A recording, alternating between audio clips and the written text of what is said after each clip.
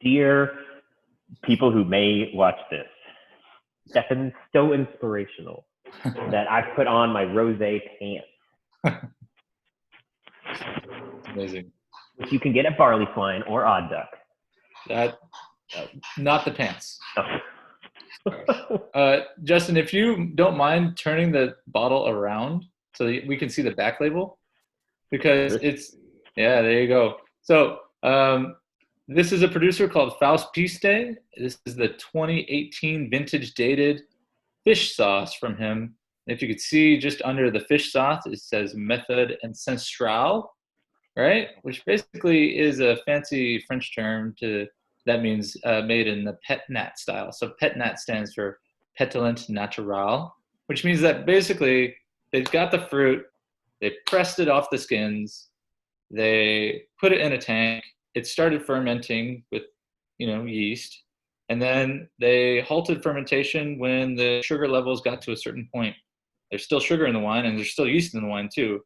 When that happens, magic, CO2 and alcohol, and a lot of other things too. So what that means is that there was still sugar in the wine. They took the wine out of the tank, they put it in the bottle, and then they put a cork in it and allowed it to finish fermentation. I don't think they put a cork in this one, bro. Well, they did. They just disgorged it. So what? Did you know? What don't you know? What?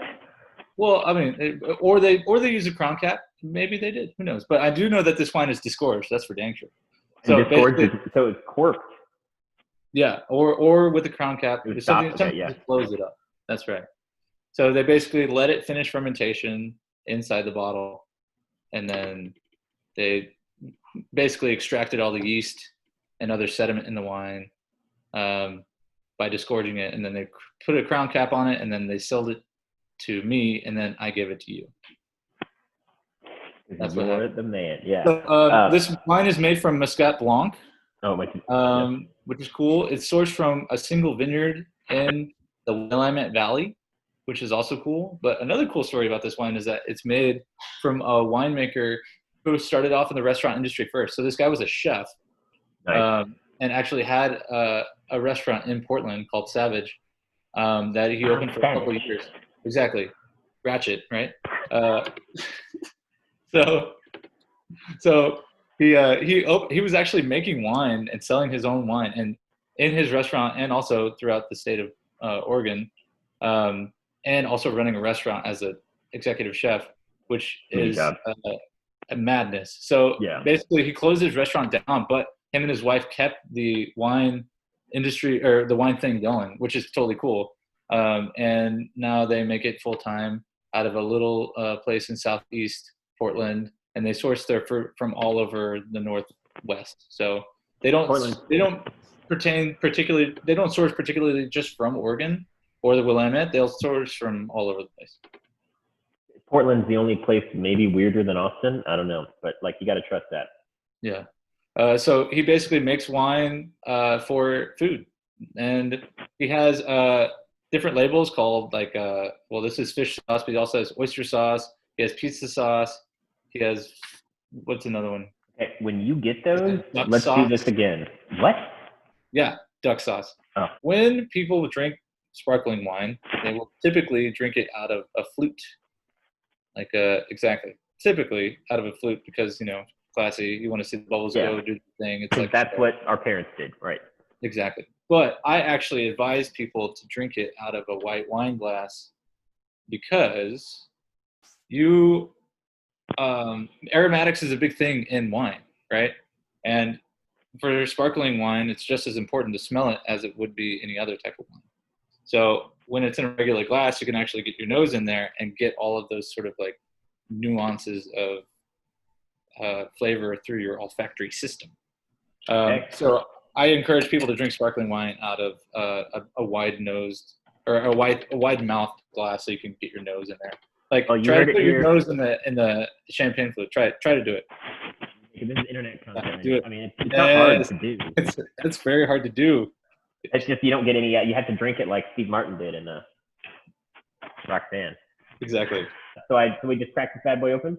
Yes. I know the answer to that. Where are we going? We're going to the sink? That's right. We're going to the sink. Because this wine, just in case you purchase it and bring it home, it's a little rowdy. It's sassy. Look at this. The carbonation got pretty out of control, and the atmospheric pressure inside the bottle is very very high. So when you first open the bottle, it's going to want to come out at you. So get ready. Open it over a sink, and open it with a glass handy, so that all you have to do is take a bottle opener, crack the crown cap, and ready, tip homie? it into your glass. Yeah.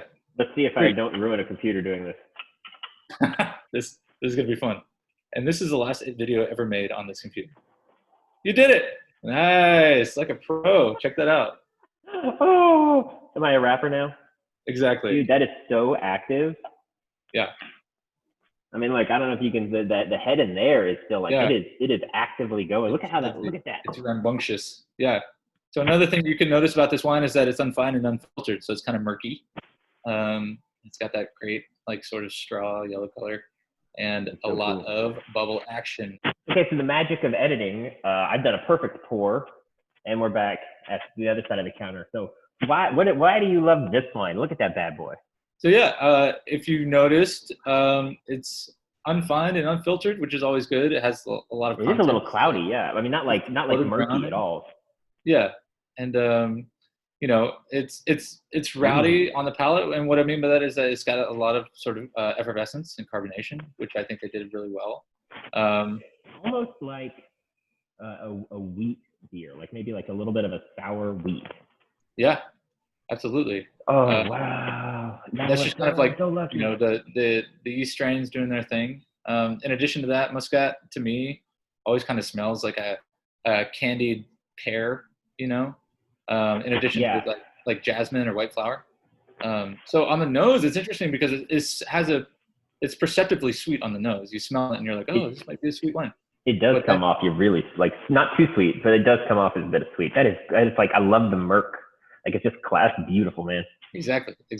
Yeah, but when you get it on the palate, then you realize it's actually fermented all the way dry, which is great. So, yeah, still has that kind of This is the second addition to the I'm just gonna drink it with a straw club. You know, typically sparkling wines are made with grapes that are high in acid, you know, and they're picked early to retain that acid. So sparkling wine is one of the best things to pair with any type of food. You know, it's kind of like a fail-safe. It has effervescence, it scrubs the palate clean, it has high acid, and works with fats very well. Sparkling wine is great, and especially this one too. This is definitely a staff favorite at the restaurant for a lot of good reasons. This is actually on our pairing menu too. So if you come in and you order the tasting menu and you order the pairing too, this is the first one on it for good reason, because it's paired with a lot of different like snacks that we do. It works well with rice. It also works well with fish and seafood. So I wonder why a chef would name it fish sauce. How do we get this to the people? That's right. So I mean, yeah, two ways. You can come in. We're doing the tasting menu only. You can order, you know, a bottle then, or you can get the pairing menu and you'll taste it along with a lot of other different wines that I've selected for the food. Or if you're taking takeout food, you know, either a la carte food or our takeout package, you can order it alongside that as well. And all wines online, if you're taking them to go, are basically half off. So another reason to order a good amount of wine. Okay, this is the Swine Wine ATX top tips. Tips big. Take this bottle home with you this weekend. Let's see if we can't get them sold out. Stefan, you're a genius. You have everybody over there. You've got all my love and respect. Likewise. This is amazing. Yeah, let's do this again. Absolutely. Yeah, I'm gonna send you a bottle next time though. I'll just bring one home. It's fine. I'll just do my job, and then we could drink over the interwebs.